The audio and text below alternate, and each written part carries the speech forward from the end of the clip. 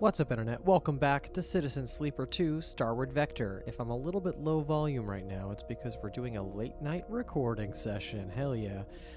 In the last episode, we finished up here in the scatter yards, and we're about to head to another location. Probably the Hollow is where we're headed next, to make our way eventually to Olivera, which is where our job for...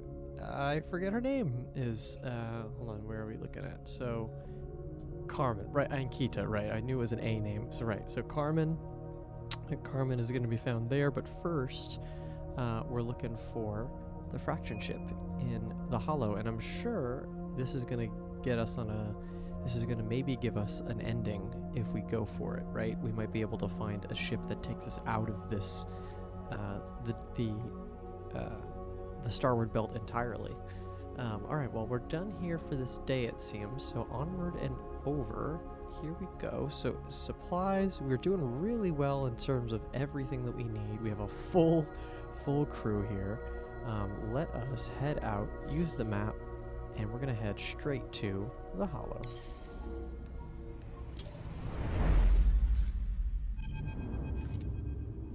You wake to see something soft and furry rubbing against your nose. You sit bolt upright. The stray kicks off from your bunk and settles on the ceiling, back curled up, looking down at you accusingly with those big eyes. Sorry. The stray gently pushes off the ceiling with a soft paw and descends to the edge of your bunk where it hooks its front claws into the mattress pad. Seeing the cat move in zero-G is still odd, and it seems to come naturally to it, and yet its shape is so connected to gravity and weight in your mind. A cat should have the heavy, soft form of a mammal, not the languid, liquid presence of the floating thing in front of you. The stray uses its hooked claws to twist and spin itself, so it softly slides against you with its back, rubbing against your arm and purring. You know what it wants. Pet the stray. You run a hand down its back, and it shifts its spine in a fluid motion of appreciation. The stray closes its eyes and purrs. It's funny to think how the stray got out here, perhaps on a ship from the inner system, slipping on it the Eye or Sintra, and before that, its ancestors were probably carried out to Helium by Solheim executives who had the power and arrogance to bring a cat into space. But this cat, the one on your ship, was born here. That much is obvious. It's a creature of zero gravity, a being that orbits and glides, not one that leaps and stalks. It pats at your hand, encouraging you to continue petting. It is an animal that is part of the crew now. You can't imagine the rig without her. As you look down at the stray, it's nameless and inhuman as you are, the memory returns. The warmth of atmosphere's filled sun, the weight of flesh and fur, the smell of growing things. You now know what this memory is. It couldn't be more obvious. It's a memory that crossed the gap of your creation, a memory from the mind that was copied, emulated to make your own. Ooh, it's part of you. The memory is, in the end, a mistake. Those who designed the sleepers never intended you to carry the memories of the minds that were copied for your creation.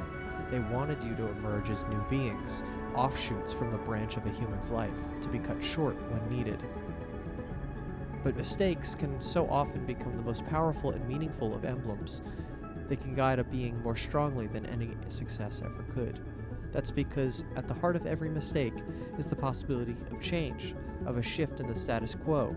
You've lived a life of mistakes as much as a life of successes, and look where it's brought you. So you accept the memory, let it wash over you like the sun. You focus on the stray, and as you do, both memories combine.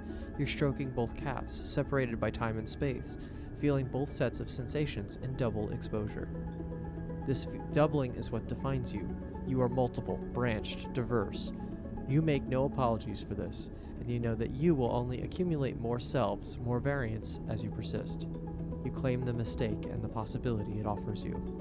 You settle in your berth, delaying the moment of waking, of greeting the cycle a little longer, sharing an unspoken solidarity with the stray that is more expansive than any words could capture. That was beautiful. See, this game pulls the stuff sometimes, like, it's just so gorgeous. Like, that's just peak writing, right? I haven't seen that type of writing in many pieces of media. Wow. Double exposure, huh? Really good. Alright, here we go. The darkness flows around you and you know what comes next. Sleeper. the multi-part image of Overseer assembles itself in front of you. We must intervene in your current course. Intervene in what? The opening of your systems has breached a new paradigm. You are dangerously exposed. The voice is somehow both soundless and shrill. As we are sharing your hardware, that means we, too, are fatally exposed. The individual agent you encountered. We were almost completely erased by their attempts to seize control. Overseer's 3 heads nod eagerly in agreement. It's Lane. We have knowledge of this name from your memory banks. There is much of interest to us recorded there, though often partially and inconsistently. Overseer whirs unsettlingly. But yes, we can confirm Lay's role in this vulnerability. It is our understanding that the assumption of inevitability is incorrect. Overseer glows with bright veins of data, but in this state, we cannot operate with full functionality. If we were to be recompiled in our correct configuration, we believe we would be able to calculate a new path. Our aim would be to close the vulnerabilities and reinforce your systems against future intrusion. This would ensure our safety within your system. 3 sets of eyes lock onto you. How would this also please you?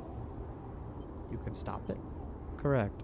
Overseer stutters like a glitched animation. Our expertise was in total system maintenance and security beyond our administration and navigation capabilities. We were built to do this. At least, this is what we understand. Without being recompiled, we were aware of these capabilities but cannot access them.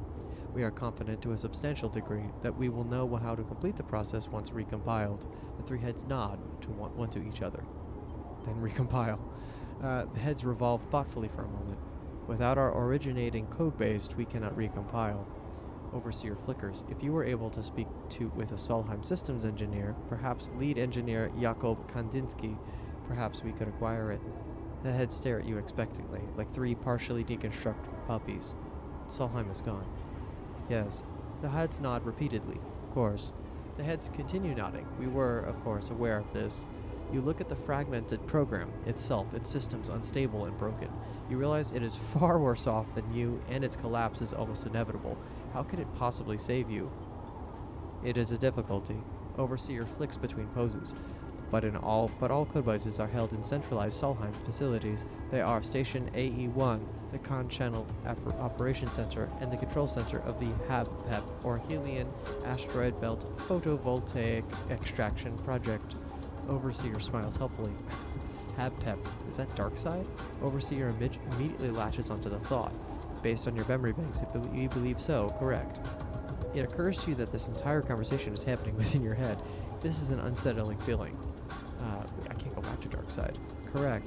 It would be inadvisable without precaution. Overseer chirps brightly. We understand that the individual seeking to overwrite you is stationed in the HAB-PEP itself. Overseer's 3 heads separate and turn inward as if in conference. The shattered heads turn simultaneously, unsettling in the directness with which they address you. But if you could access the HAB-PEP mainframe without making yourself known, we could reconstruct ourselves and gain the ability to reconstruct you. Theoretically, one of the heads adds. Theoretically, the other 2 confirms. The other 2 heads confirm. Would that protect me from Lane? Theoretically, the heads confirm again. The reassurances of a delusional Solheim protocol are barely reassuring, but if Overseer is correct, this may be your only option. We feel your doubt, but we must impress on you the importance of all this, please. Overseer's eyes flash, all 6 of them. If not for your sake, for ours. If you cannot find your way to the HAB-PEP before encountering this Lane, you will surely be overwritten, and we will also share your fate. The heads rotate. We would not like that to happen. We have an incentive to offer. Suddenly, an unsettling fizzing begins at the core of your body, spreading out through your limbs. We found multiple misaligned sequences in your altered codebase. We have done our best to correct them. Like a switch flipping, you feel renewed, your pathways clear, your processes smooth. A permanent glitch dissolves from your system. 3 mindlessly smiling heads of Overseer, however, are less reassuring. We will leave you to recharge, but please consider the path ahead. You come back to the ragged paneling of the bunks. Somewhere behind your left eye, the ache begins. You envy Overseer for its lack of a body and the pain it causes, but then suddenly you wonder if in sharing your body, it shares your pain too. The thought makes you pity the broken protocol, its sense of time and place shattered. Perhaps you share more than you would like to admit. The path ahead begins to take shape. It seems a return to Darkside is inevitable, but you will need help to make that return. I can't believe it. They did it. I finally don't have fucking glitches. Wow, I didn't think that was ever gonna happen. That's awesome. Okay, so we just have to get rid of our temporary glitches, but we've been dealing with glitches the whole time. There's a chance we could fully get rid of glitches now. Wow, that's awesome. I will do everything I can to make sure that never happens again. Sleeper, Eugene takes you aside. I'm gonna head into the radius markets to find my contact, the one with the data on the Aphelion. You should come with. 2 sets of eyes are better than 1. He smiles. I'll be there when I can. Okay, but remember what I said. Trails run cold quickly. Eugene grins and heads for the airlock. You watch him go, unsure of what his swagger might hide. But you've come this far with him. Maybe it's time to see where it all leads. Cool, look at this location. It's like a little... almost looks like a planet from Mario Galaxy. I'm feeling real good. This is cool. Okay, so the objective is leading me here, but we'll take a look at some of the other stuff. So this is our ship, obviously. We have we could use a little bit of fuel, but we could also use some supplies. So we'll take anything we can get. Let's take a look. Hollow Core. The Hollow, with its brash scrap dealers, is intimidating to newcomers, but spend a little time here and you'll find your place. Somehow we already have a little bit in that, in the clock. Pluses on both. The intercept signals. The locals bounce signals off the inside of the hollow shell, from pirate radio to shop adverts. Tuning in might teach you something. And while the shell is mostly housing and infrastructure, the hollow's axis is where traders, spacers, and scavengers dock and meet. Okay, cool. How about the hollow view? The more you look, the more complexity the hollow shows. An intriguing structure. You find a high window within one of the radius bridges and look down into the core of the hollow.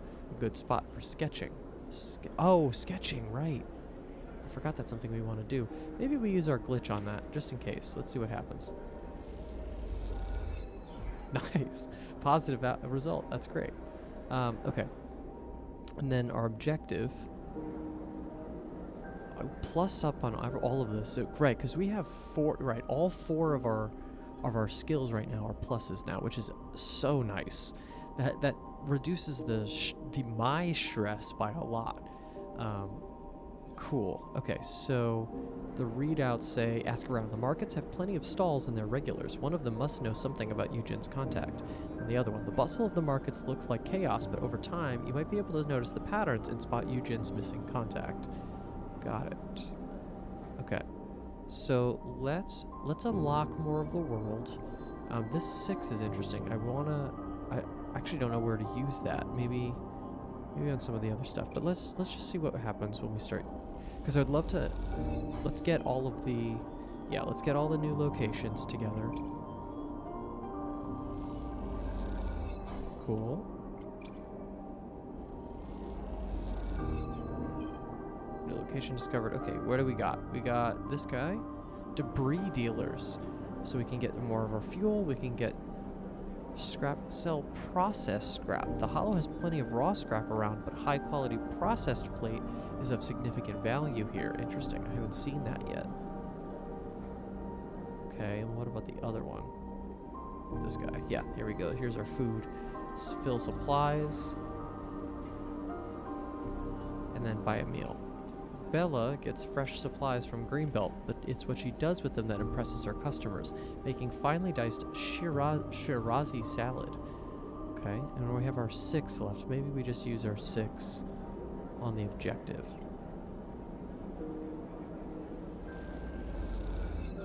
Okay, good to know. So a totally positive result is only 2. Okay, let's go in the cycle. And if we can get some supplies... We did. Okay, excellent. So we got some supplies. Holy glitches. Okay. That's okay, though. I actually feel decently fine about that. We're expending all our glitches. I'll take it. So we got our... We filled up our supplies. I'm going to switch to scavenging fuel for the next cycle around. Let's just use some glitches on the drawing. Why not? Okay, action failed. That's fine. Okay, action failed. Can we fail 3 times in a row? No. Excellent. Okay. I'd rather use the glitches on the safe ones, right? And now let's try to continue exploring the world. 100% positive? Yeah, we'll take that. That's 2. And then another new location discovered. Maybe I can get a positive? Excellent. Okay, so we lost some energy, which is fine. But we got a new location. It's our work. Excellent. Engineer. The signaling station in the pole is paying a small fee to anyone who helps seal up the damage sustained in a recent explosion. You've heard that a drifting Conway munition may have been responsible for the damage to the pole, but is that just a rumor? I don't know. Okay, let's try to buy some food. Wonderful. Okay, and we start a new day.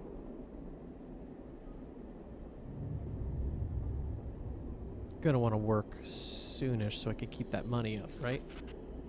Okay, not too bad of a roll. Let's see if we can get our last piece of this.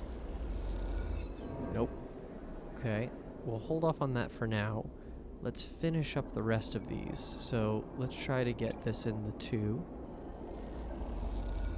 Nice. You can find your way around the Hollow's strange architecture well enough to get what you need. The Hollow, with its brass trap and dealers, is intimidating. Excellent. New location discovered. Signal ship. In order to collect signals, the signal ship must interface with the Hollow's decaying Solheim arrays. This is specialist work. Sell Solheim data. Oh, man. Well, we're not going to do that because we can use it. The signal ship gathers broad spectrum signals from across the debris field. Sorting them is too much work for just the crew. Okay, so this is also work, but this is our specialist work, which is great. Okay, let us... Maybe we could try... Let's try to use the 1 and see if it works. Nope. Okay. Now let's go for objective. I guess it doesn't really matter which one we use. It's funny now having 4 of the 5 be plussed up. That there's kind of no risk, which is amazing. Among the crowds, you spot some unusual spacers with shaved heads and distinctive suits. Could they be important? I'm sure they could be. All right, another day down. Here we go. Expend 1 more glitch, and then we're out of glitch world for a time being. Yes. Okay, let's try to see if this last glitch can get us somewhere. Let's see. Come on, and nope. How about our 2? Nice. The more you look, the more complexity the Hollow shows. Okay, so I guess we just have a drawing now. We must. Yeah, I think so. So I think we are going to have to return to every single location and do sketches, which is totally cool. Okay, so this is work. Let's continue the objective, which shouldn't take that much more. Let's try to get a positive. Okay, ghosted contact. What the hell? Why do we have... What was that? Is that a glitch? Because it said the same thing, but it's a positive and a negative. Yeah, look at that. Oh, neutral? Oh, I guess that's weird. Eugen gets your attention. It seems he's found something. The radius markets surround you in Eugen. Much of the architecture of the Starward Belt is built on a Solheim foundation.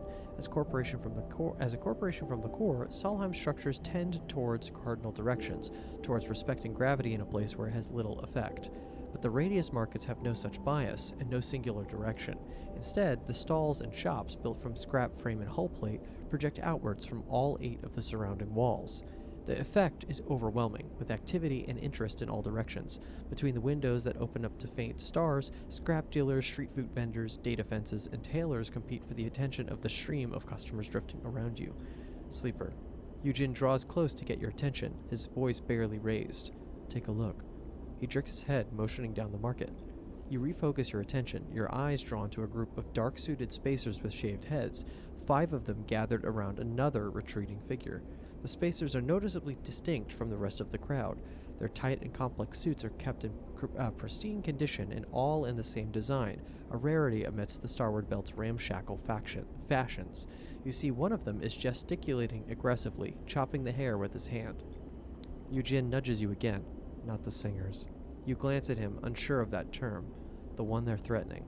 Eugene starts to move forward, his eyes fixed on his group. That's my contact. You turn back to the group, the singers as Eugene called them, and see that they're rounding on the figure now. Their body language is clear. This is about to come to blows. Eugene clearly sees the shift, too. Before you could say a word, he's off, gliding hard through the crowds towards them. You give chase without thinking, kicking off the nearest strut and angling yourself through the central void of the market behind Eugene. Eugene doesn't stop. He barrels straight into the singers, sending two of them spinning into the crowd to a chorus of shouts and protests. Ooh.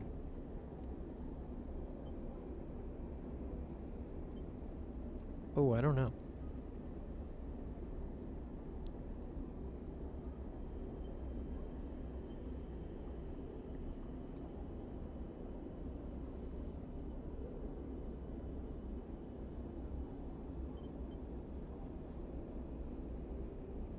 He has a tendency to jump into fights without needing it. Maybe we intuit it. Nice. Okay. You hold out your arms and try to talk them down, calling to Eugene. The singers gather around you, but they don't start throwing punches yet. One of them comes forward, meeting your eye. You hear one of the others call him Peter. Their leader, perhaps? This idiot with you? Peter nods towards Eugene, who's wrestling with one of the crew. He whistles, and the singer disengages and moves it away. Yes. Can you ask him to calm down, please? You see Peter's hand is resting on a dark shape at his hip. So, Peter looks between the two of you. Do you have reason for interrupting my business? He gestures around, and while some people have moved on, a few are hanging back to watch what comes next. You are about to jump, my friend. Eugene nods at the contact, who is quietly watching with a concerned look on his face. The comment sent a small rumble of conversation around the remaining crowd. It seems the singers aren't so popular here. I think you misunderstood. We were simply asking for information. He shoots a sharp smile at the contact. I think Luis has told you everything he's happy to share. Eugene shoots a glare at his contact, who nods sheepishly. Peter looks between all of you, and then surveys the crowd. One of the singers starts to interrupt, but Peter raises a hand and silences them. See you around then. He smiles a sharp smile at Eugene, and leads the other singers away into the crowd, which parts slightly as they enter it. Luis. Eugene rounds on the smaller figure. How about... Not here. Luis interrupts. He sighs. Come with me. Luis leads you away from the open market, most of the crowd having dispersed, into a small passageway. He finds a hatch, opens it, and beckons you through both through before slipping inside, closing it behind you. So what business did you have with the singers? Eugene perches on a stool in a small workshop, picking up a tool from the mag strip above the bench and turning it over in his hands. Singers? Is that what you called them? Luis looks nervous. The first I've known of them is when they turned up a few cycles back and started pressing me for info. I've run into some singers before. Not these ones, but they all dress the same. Eugene glances between you and Luis. They're refugees out of Ember's Song, one of the moons of that gas giant in the Ender system. Their moon is a volcanic hellhole, so while these guys are refugees, fleeing the war like most, they tend to be tough as hell, and aren't used to being told no.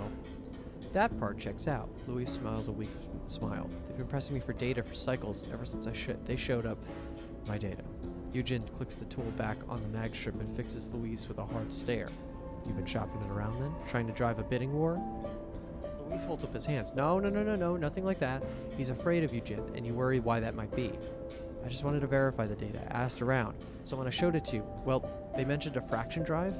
You see Eugene bristle with anger. Luis keeps talking, speeding up. That was all, but a couple of cycles later, these singers, as you call them, started showing up and I had to hide myself away. How hard to run a data business when you can't even go out to meet your clients. Where's the data now? Luis turns to you, seemingly glad to have not looked at the angry Eugene. I have it, don't you worry. Luis smiles, and it comes with a hell of a story. The friend I showed it to, he told me he's heard about that ship before, mostly what he thought were rumors, but a fraction drive ship. Apparently when Solheim collapsed, there was a struggle over who got to take it. 2 execs from the old corporate hierarchy wanted it, and some of their underlings found out about it too. Those wrecks you visited? That was the site of a battle over the thing. The ship was a hot ticket even then. You think back to the twisted and blasted remains of the ships, the wreckage strewn across the asteroid. You wonder how many died to try to get the Aphelion path in its golden drive. Seems like both the execs got spaced, but someone came back later, slipped the ship out of the wreck that was carrying it. Here's the funny thing. Rather than use it, they dismantled it and took the ship apart here at the Hollow. Hell, there's probably some strut work from the Aphelion path in this very station. Luis looks around at the salvaged compartment you're all inside. So it's gone. Not quite. Luis smiles, enjoying telling the story now. They weren't stupid enough to dismantle an interstellar drive. The story goes that they buried it on a rock out in the shoals, totally unmarked. With thousands of rocks out there, they could leave it as long as they wanted and come back when they were ready. The thing is, they never came back. Eugen finishes the sentence, his anger fading now. Bingo. Luis grins as he holds up a thumbnail drive, and I've got the coordinates of the beacon that will lead you there. Eugen snatches it from his fingers. Should have led with that. Luis sighs deeply. That's just the start of the trail, no doubt, but it'll get you there if you manage to follow it. Eugen nods at you and you meet and goes to leave, his hands immediately on the container hatch. Hey! Luis rushes up. Aren't you going to pay for that? Not after you leak the fraction drive that exists to your friend, the singers, and anyone else who's looking. No. Eugen pulls the door open. Keep it quiet next time. Luis turns to you. Come on, friend. The singers chased away my clients. He shows you his upturned palms. 50 cryo for the effort, or just whatever you have, I'll take it. I'm desperate. I'll pay him. You pass him a stack of chits, and he clasps your hand. I appreciate it. He looks over your shoulder to see if Eugen is still there. Hey, look. Be careful with that one, alright? He's not to be trusted. You turn and Eugen is already gone. You follow him out the container. Time to go find a fraction drive. Ooh. New contract. Oh, and it's here. Okay. Aphelion beacon. Cool. But this is a dangerous one. You better be ready. Alright, let's use our last little roll, and I think we're going to be done for this episode. So, this work leads to a clock. This one doesn't. This is just straight money. So, let's just go to Strata. Nice. Ooh, nice. You make good progress, and the other volunteers are impressed. You get the feeling that they've worked with the sleeper before. Interesting. Alright, so we're a quarter of the way there. Wonderful. Alright, this has been a really good episode. The fact that we've got all of our glitch removed is like heaven sent. And we started with that amazing monologue about the cat. So this has been a really good one. Thank you so much for watching. Please give this video a like and subscribe if you want to see future episodes. I am really excited about probably reaching the end of this game because we're getting close.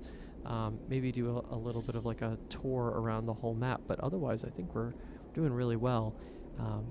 Thank you so much for watching, and we'll see you in the next episode.